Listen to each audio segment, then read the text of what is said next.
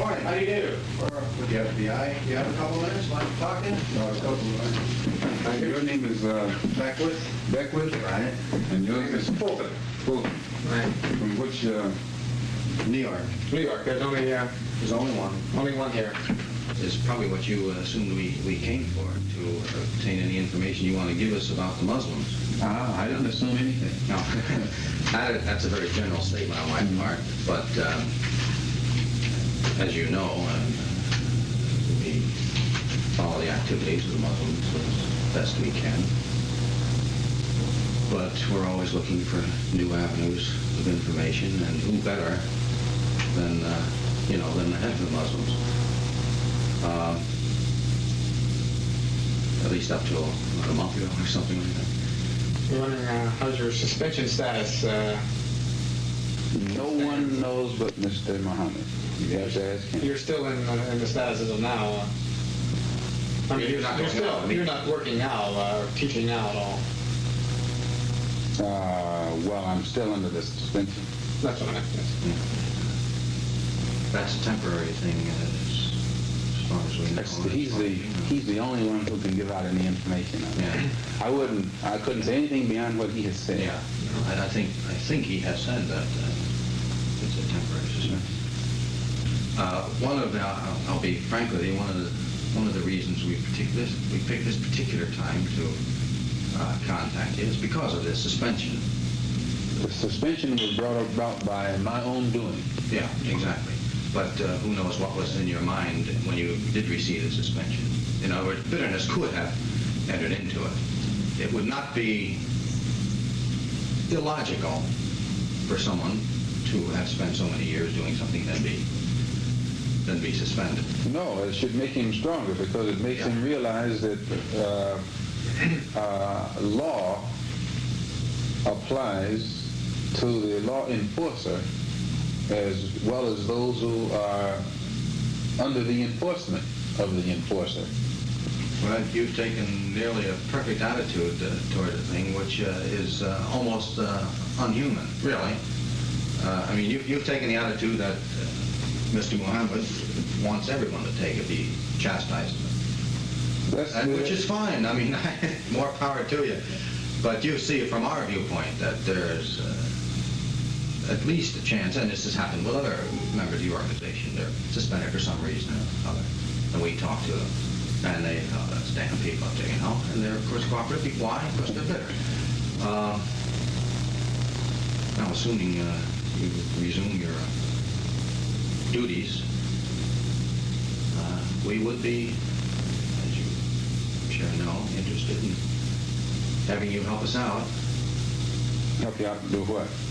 We're always helping out the government. We're cleaning up all of the crime that Fine.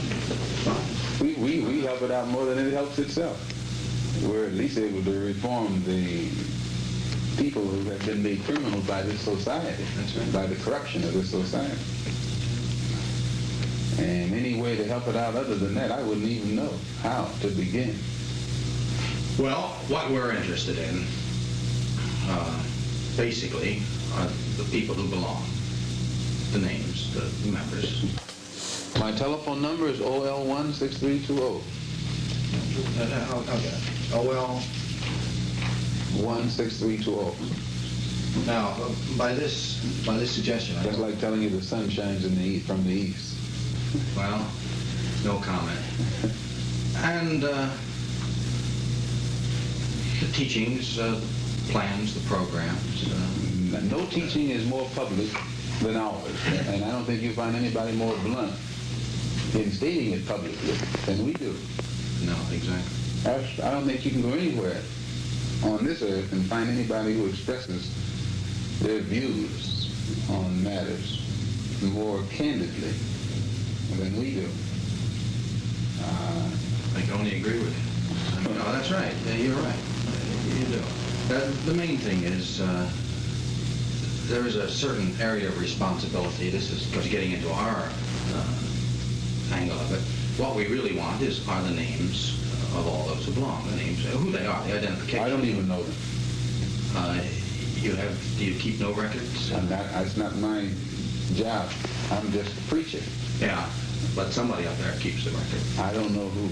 I don't have any knowledge of those kind of things. With all these other responsibilities I've had, it'd be difficult for me to worry about names. Plus, you would insult my intelligence asking me for them. In fact, no, you would insult your own, because it would mean that your own intelligence isn't heavy enough to weigh me and know in advance what I'm going to say when you ask that question. Well, without getting into ignorant semantics there, you don't know until you ask. That's not semantics. That again goes into your psychology. We've had people, not this group in particular, other groups, oh yes, who have been just as vociferous against whatever we're investigating as communists. Make a good case out of it. Communists for 20 years, they hate everything. Go interview them. You don't want to. Go anyway. So you go knock on the door and they go, where have you been? Oh, I want to tell you something. You never know till you ask. And that's happened so many times. Sometimes the word isn't convinced, but sometimes money brings out the information. I have no intent to insult you here. According to Dillon, what's his name, the Secretary of Treasury, this government's money is in such trouble until... You can still spend it. Still.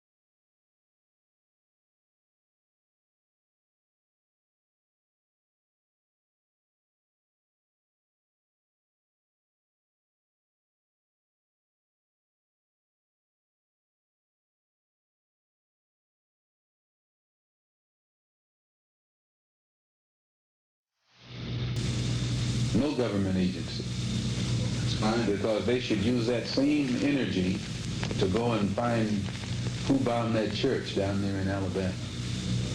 Well, and if these government agencies spend as much money and time and energy...